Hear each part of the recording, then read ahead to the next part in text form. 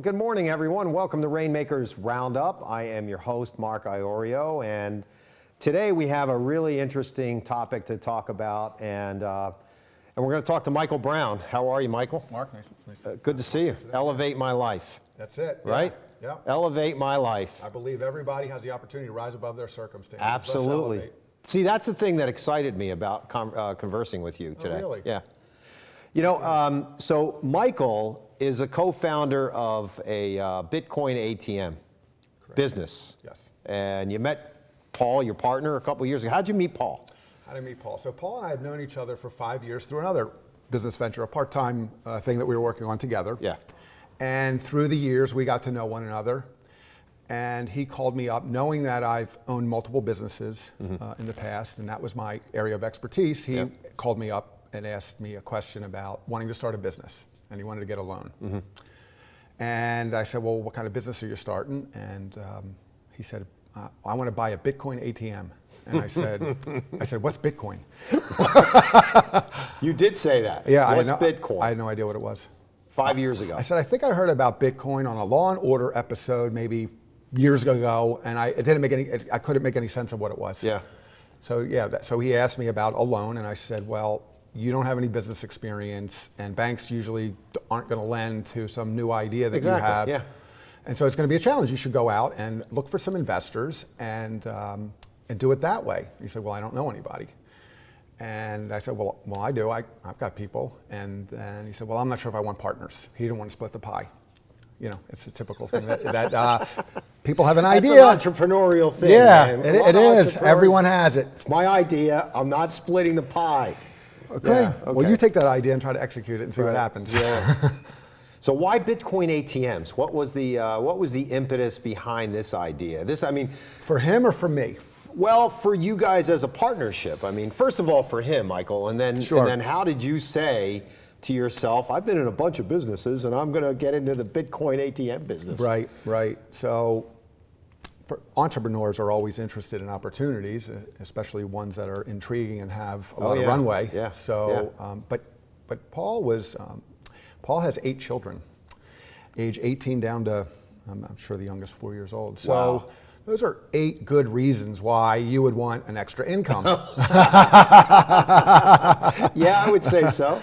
So, and he had heard about Bitcoin years prior and noticed and didn't do anything about it. And then recently, in 2016, 2017, I believe, saw that it was growing again. I mean, Bitcoin has been knocked down in price, but then keeps coming. It's been resilient. So after seeing how resilient it is, he didn't want to have that opportunity pass him by again, like it did in 2011. So that's when he went to some cryptocurrency meetups, met a gentleman who had a machine, made one of these machines, and that's how he came up with this idea that he wanted to own a Bitcoin ATM. He saw it as a passive income stream. That's interesting. What is a Bitcoin ATM? Can you explain that to us? Sorry. Please. Yeah. So there are basically 3 ways you can get Bitcoin. You can go online, and there are online exchanges. Okay. For anyone that's done that, it's a very cumbersome process. They ask for a lot of information. It takes a lot of time. It's not a very quick and convenient way to acquire Bitcoin. Okay. There's also something called local Bitcoins, which is almost like a Craigslist of Bitcoin buyers and sellers. Individuals who have Bitcoin that they either want to sell it or they want to buy it. Okay. So local Bitcoins brings those people together and they can make a transaction happen. It's a little dicey because sometimes if you're going to meet someone in person, a stranger, there's some security risk there. Oh, yeah. That's not the only way that they can do it, but that's another way. And then the third way, which just started in 2014, or end of 2013, 2014, was the first Bitcoin ATM was in Vancouver, Canada. Canada, yeah. And the reason for an ATM is because now you have a great portion of the population in the United States and around the world that they don't have bank accounts. Yeah.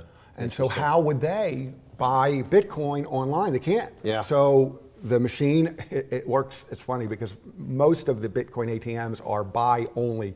In other words, you buy Bitcoin. So you're putting money in as opposed to taking money out like you do with the traditional ATM. Exactly. Yeah. And then the Bitcoin gets deposited on your digital wallet. Right, your digital wallet, whether it's Yeah. Coinbase or whatever it is. Correct. Right. Yeah, there's all kinds There's of all wallets. kinds. Yeah, Yes. I just mentioned that. But Yep. all right. So how big is the Bitcoin ATM market? Do you have an idea as to how large it is? So what we know in terms of the number of people that possess a Bitcoin wallet, or the number of Bitcoin wallets that are in use, it's a very large number, 32 million Bitcoin wallets in use. Now, Okay. some people, including myself, have multiple wallets.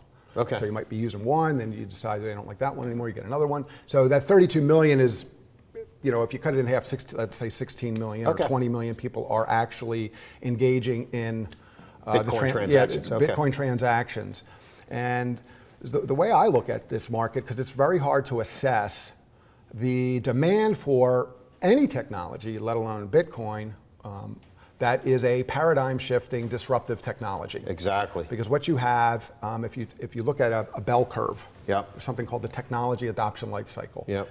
First, it's the visionaries, Yep. the people that they don't care how difficult it is, what kinks it has, they're going to embrace that technology and they're going to play with it. Yep. Then you got the early adopters who come in after the visionaries, and then the challenge is going from that stage to the mainstream market. Yeah. And then you have the late stage and the laggards.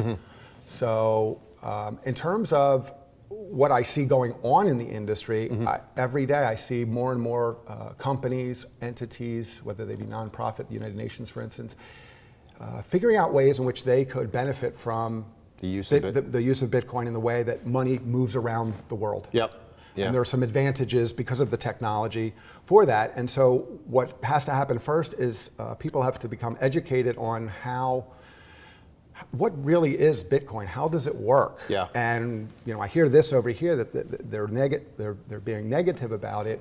And traditionally, we trust people that we see on TV that are talking about financial matters because we've trusted them before. We listen Yeah. to them. But They're the so-called experts, right? so-called experts, and I don't want to diminish anybody, but the fact is that the financial industry as it stands today doesn't benefit from, at least from, in many cases, they don't benefit from advising their clients, plus they can't. They have their guidelines. So big question is what is, or if you can, explain to us what is cryptocurrency and what is Bitcoin? Okay, so it's a complicated matter, but how I'll focus on what Bitcoin is and the technology underlying it, because all other cryptocurrencies that exist are similar but different in different ways, but it's going to be easier to just talk about Bitcoin. Fair enough. So Bitcoin in 2009, there was a white paper released on the internet by a gentleman or an entity we don't know. It's a pseudonym name, Satoshi Nakamoto. And the white paper was an open source code for how you would create a digital currency. There had been attempts in the past to do this, but this one in 2009 was released and slowly took hold. And the reason that it did was the underlying technology is called blockchain technology. And it's the way that the transactions are recorded, the way that they are organized. So let me back up. Cryptocurrency or blockchain technology is a distributed ledger technology. Okay. And what that means is we traditionally rely on the banks and the financial institutions, credit card processors, to act as a trust mediator between two parties that are conducting a transaction. Yeah. Sure. And so what Bitcoin and cryptocurrency or blockchain is doing is saying, do we need the bank and processor in every one of these transactions? Like if you and I are conducting commerce, you come to my house, you do some work for me, and I want to pay you, do I need to write your check? I can just go into my blockchain wallet and send you Bitcoin, and I avoid all those transaction fees. Right. Well, how is that possible? And how is it that you can replace the trust that these banks in between us they can help establish that trust? Yeah. Well, with blockchain technology, the trust is built into the system. Yeah. It's a distributed ledger. In other words, every transaction is recorded in a date-ordered fashion. Yep. And these blocks, so blockchain, string of blocks, contain a certain amount of transactions. Those transactions are then, or that ledger of all those transactions is spread across the internet and is housed on different servers. So to, let's say, corrupt it or to defraud that system is virtually impossible. And the reason is because those transactions are duplicated across a multiple set of servers, thousands and thousands of servers. Okay. So let's just say you hacked into one computer and sort of messed up with the ledger there. Well, all the other ones don't match that. Right. So then it says, oh, there's something wrong with that transaction. Right. Someone's not. It's a fraudulent it's transaction. And that's how it works. So they call Yeah. it a trustless process. Right. Where you don't need a third party. So back to your example, if I come to your house and I cut the lawn, Yeah. and you could pay me cash, Yes. right? And you do that. So there's a trust. You see that I did a great job for you, you pay me cash, the transaction has been consummated. Now, I'm across the world. I'm in Taiwan, right? And you want me to design a website for you, right? And I design a website for Michael Brown. And I go through it and you look at it and you say, you know what, this is pretty cool. Iorio did a great job. Mark did a great job. I'm gonna pay him. Now, you can go through a bank and pay me, and fees will be associated. Credit card transaction, like PayPal or whatever. Or you can send me Bitcoin That's or correct. a cryptocurrency. That's correct. And that trust is already built into that relationship because you said, you asked me to perform a task, I did it, and now you're giving me, you're compensating me for that transaction. That's correct. Yep. Okay, so that's a great explanation. Now you already talked about what the need for Bitcoin ATMs is, right? Yes. And currently, you and Paul have how many in? We have 10 in the Philadelphia area, and there's one in Delaware. Near the University of Delaware. Oh, and we have one in Ohio. Okay, that's great. So you just kind of getting, this is getting started, and Yeah. I mean, there is a tremendous amount of potential here. You mentioned the United Nations. There's all kinds of little microtransactions. Fortune 500 companies. Exactly. You got people like Jamie Dimon talking about it. I mean, Michael, there's a lot going on here. Yeah, when you're in the industry, you are looking at the news and seeing what's happening. And we all have busy lives, so if this is not your area of focus, you're not going to know what's going on at the ground level. Yeah. You're only going to know, perhaps, when it hits a larger market and Right. it starts to grow and grow and grow. Absolutely. And then finally, you're going to say, oh, wow. Yeah. But all the time, these things were happening. Yep. So that's what I look at. Yeah. I look at what companies are they starting to use it? Yep. Are there other companies that are helping to facilitate some of the uses of, so for instance, there's a company called Bitfury that developed a Lightning Network, Yep. which allows Bitcoin transactions to go faster. They've invested a lot of money. Yeah. And there's other companies that are competing with them. Now, the Lightning Network just came out. Yeah. When you see all these companies that are present, that means they were thinking about it months Months before. ago. It just didn't happen. Or maybe years ago, exactly. Right. Yeah. So that tells me there's investment there. Absolutely. Well, they wouldn't be investing. These companies wouldn't be investing. Maybe some are not. You can't judge by just because a company invests, it's a smart decision. Right. But when lots of them are, and then you see additional use cases for the technology. You gotta watch it. Avnet is starting to, Fortune Yep. 500 company, Yep. United Nations looking at a way. Absolutely. And it makes sense. It Yeah. just, when you understand it, it makes sense why there would be a place in our society for cryptocurrency. Absolutely. We're going to take a quick commercial break. We come back, we're going to talk to Michael Brown more about the industry and how he sees the vision of cryptocurrency and Bitcoin ATMs kind of unfolding. We will be right back after a message from our sponsors.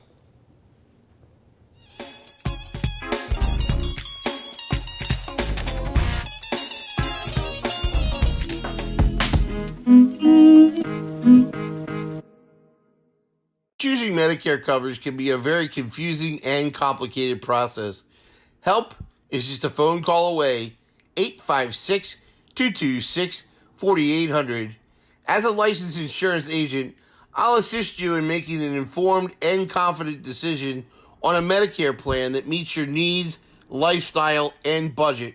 Call me today for a free, no obligation Medicare benefits consultation, 856-226-4800.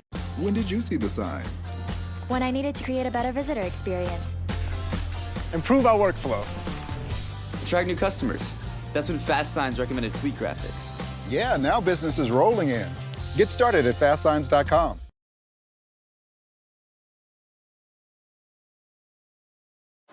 What do I want to be when I grow up? Maybe a musician? veterinarian? Maybe an equestrian? A mommy? Well, why not be all these things and more? Consider joining me, Dr. V, with friends and colleagues as we explore a wide range of topics together. V is for variety, here on RVN TV.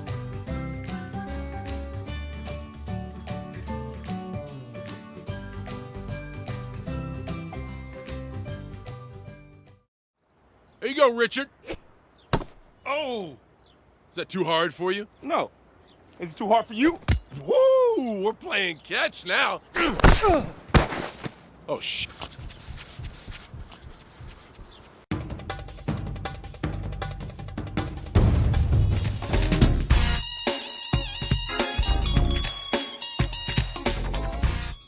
Welcome back to Rainmakers Roundup. I'm your host, Mark Iorio, and told you it was going to be an interesting conversation today.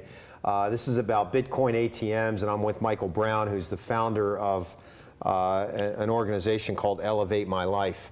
Elevate, E-L-E-V, 8. Number 8. My, dot life. Yes. Pretty cool. And there's another reason why so that name was consciously thought about. The 8, as I told you earlier, represents the 8 children that my partner has. Yeah, that's pretty cool. So he can field a baseball team because, right?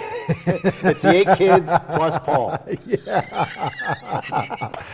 And his pretty wife's cool. doing the umpiring. Yeah, right, exactly. That's funny. You mentioned before the break, Michael, that the ATMs are in the Philadelphia area. Mm-hmm. You have some in Delaware, mm-hmm. and you're in Ohio. Mm-hmm. Why did you pick those locations? Well, it's a great question. When we started this business, we looked at, in the world, there was only 1,000 Bitcoin ATMs when we started in the entire world. Wow. So it was about 700 in the United States. And so wow. we looked at, and there was only 15 in the entire state of Pennsylvania. There was none in New Jersey. There was none in Delaware. So when I saw the opportunity, when Paul brought it to my attention, and I asked him to explain to me what Bitcoin was, and I started to get my handle around it in very short order. And I noticed that the first one was installed only a couple of years prior, and there's only this many. I'm like, there's nothing special just about that area where they're in Pennsylvania right now. Yeah. They could be everywhere. Sure. And it was just a matter of it's new, and that's why it wasn't there. So now there's probably about 70 or 80 in the Philadelphia area. There's a lot of other operators that we compete with. But how do we look for the areas? Well, we looked at where previously the other companies had put their machines, okay. and started to understand the market. Okay. And who's the customer? Who's going to be using these things? Right. You and I might go on to an online exchange, yep. but but where do the unbanked and underbanked people go? Yeah. So we looked at, and the other thing too is, would it be better for a store to be open 8 hours or 24 hours? Yeah. So given that I don't have to be present for these machines to operate, sure. Yeah. I'm going to first look at what are the 24-hour, 7-day-a-week locations that I can put this in, that are in very densely populated areas, easily accessed, in and out. So you think gas stations, convenience stores. Yeah. So that's what we first started identifying. So I called on gas stations, convenience stores, went to 69th Street and just sort of walked in and talked to the owner. Actually, the owner wasn't there. But I had been talking to some gas stations and people didn't understand what I was talking about. And I said, look, I'm just going to pay you some rent. It's going to take up a little bit of space and it's going to drive traffic to your store. They either get it or they don't. And if they don't, I don't waste my time. I just go to the next person. Yeah. So I left a message at this Luke Oil on 69th in Marshall. And it's a 24-hour, 7-day-a-week gas station. Yeah. And the owner wasn't there, but he left a message. And so I'm driving away. I get a call 10 minutes later. Yeah, you came by with Bitcoin. Like, no one ever calls me back. I said, yeah. He said, yeah, I want one. No kidding. That's amazing. I'm like, why is it that you want one? How do you even know what it is? Yeah. Because most people don't. Yeah. He's like, well, the gas station across the street has one. So he was jealous. Oh, wow. Are yours all buy and sell?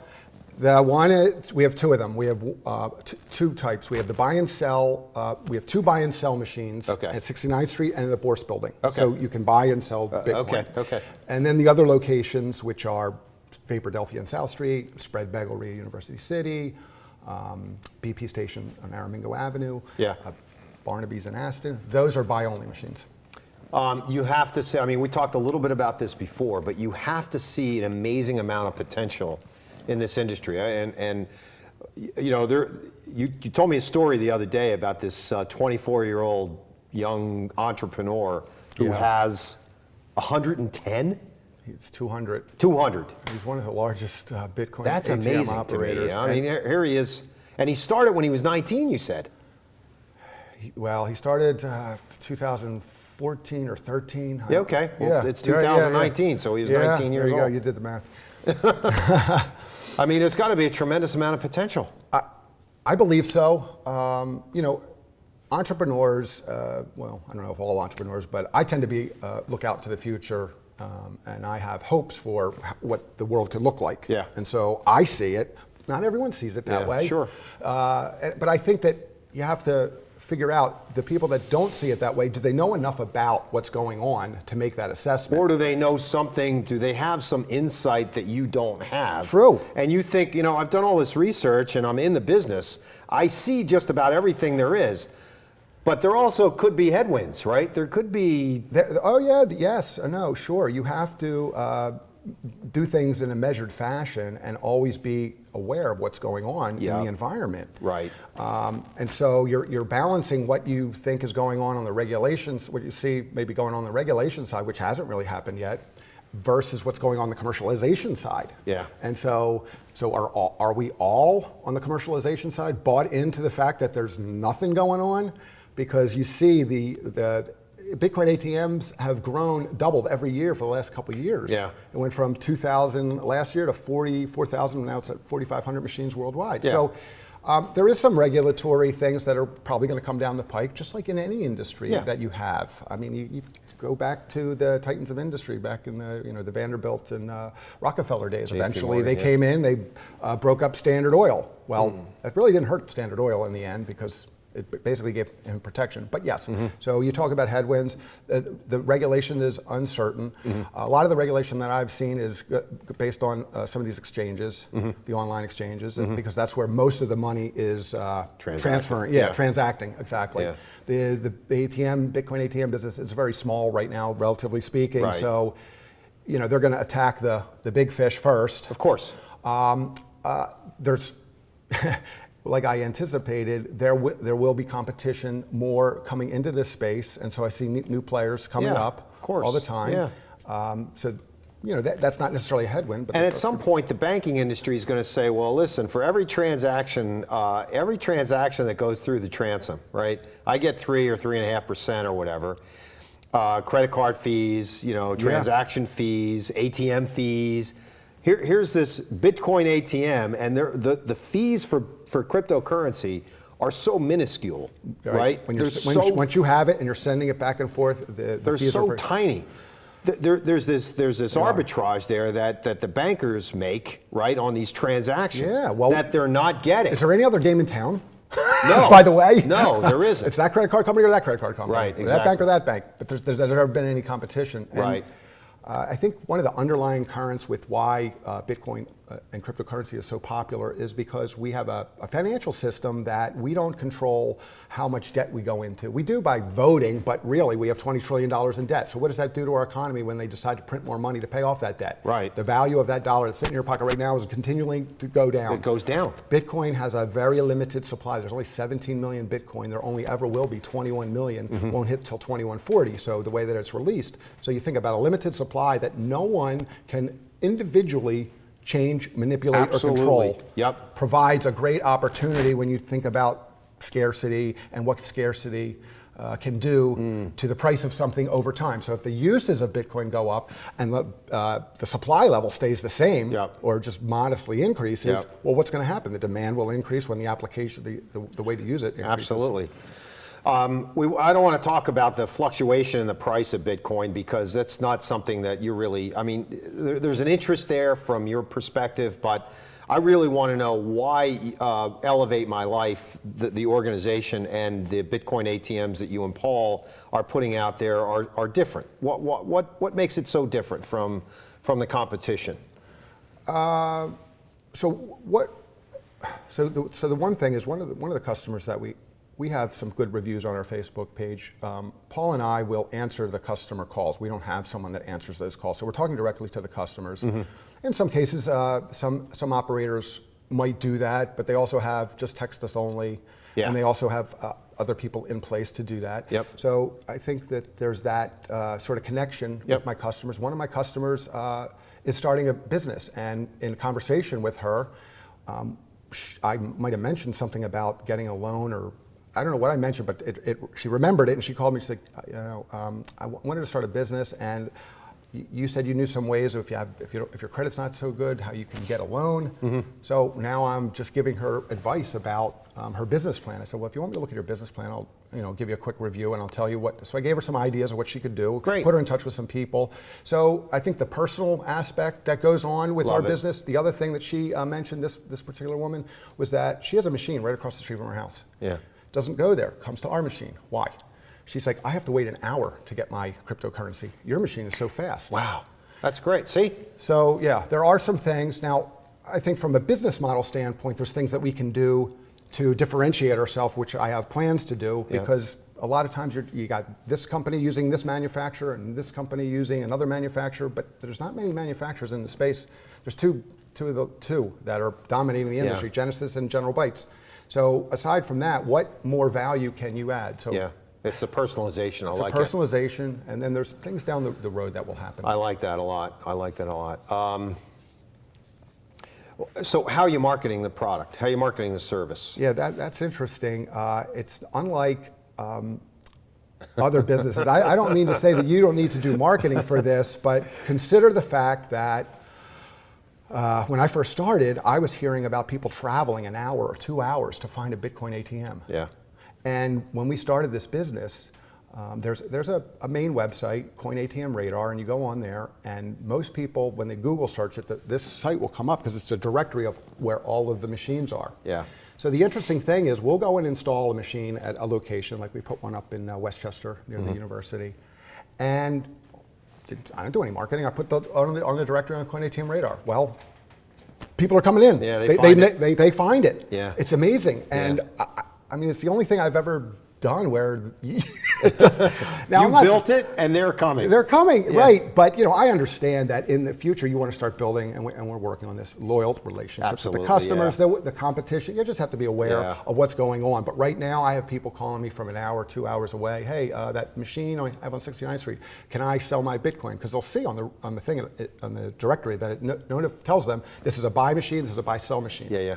So then they call us and, well, how much do you want to do? And depending upon, we tell them whether that's going to be good for them or they have to go another route. Yeah, got it. I love asking this question because I always get these great answers. Well, I can live up to that. Who inspires you? What inspires you? I watched your some of the interviews that you did previously and knew that was a theme that you, so I started contemplating this prior, because it's a very good question. And so I thought about this in two different ways. So there's a philosophical idea, and then there's the people that embody that philosophical idea. Yeah. I am inspired by the entrepreneurial spirit, people that are out there, making a go of it, because there's so many challenges. I mean, here you're going to go and start your own business. Not that it's not difficult enough to get money, get people to believe in you, but is anyone supporting you and say, yeah, that's a great idea, go for it? No, you're getting a lot of criticism. So you have to fight the criticism and all the challenges so I'm inspired by these entrepreneurs, and some of them are very young, they're all different ages, but it's the fact that these kids, they can go out there and start a company. How about a single mom that's out there making it happen for her and her family and her kids? I mean, that sort of courage to be able to do that, that's inspiring. So when you talk about what inspires me, entrepreneurs in general, because of the courage and what it takes, and then specifically, who are the people that embody that? I mean, I look right to my family, my children. My daughter, since the age of 8, wanted to pursue a singing career. She single-mindedly wanted to pursue that. When I was a kid, I had no idea what I wanted to do. Right. So she was just determined to do that. She applied to one school in LA, and I'm like, don't you want to apply to other schools? What happens, and I'm like adding the negative to it. Well, what about this? What about this? I mean, it's a smart thing to do, and parents want to do that. They want to protect their children. But the fact that she she was just determined to, and she got in there. So it wasn't. Yeah, that's great. And, my son as well. He just does some really wonderful things. Awesome. And so that's inspiring to me to see how at such a young age they are developing these entrepreneurial traits that I see. Great stuff. It's a beautiful thing. Michael, it's been an awesome pleasure. Yeah. I want you to tell the folks in the audience how to get in touch with you and elevate my life. That's correct. All right. So I have a little contest going, and we're going to do a drawing for $100 worth of Bitcoin. And if you text Bitcoin ATM, sorry, I have to get this number, Bitcoin ATM to 26786, you can find the instructions there of how to enter the contest. Okay. And we'll announce it. The information about when we're going to announce the winner will be a day or two after this airs, right? Okay, yep. And Bitcoin ATM 26786 plus my contact information should be in that. When you receive the text back, it should be in there. Perfect. It's been a pleasure. This has been a lot of fun. Glad you enjoyed it. Congratulations and good luck with this, okay? Thanks, Mark. Appreciate All right. it. Thanks, Michael. All right, ladies and gentlemen, that is a wrap for Rainmakers Roundup. What a great show today.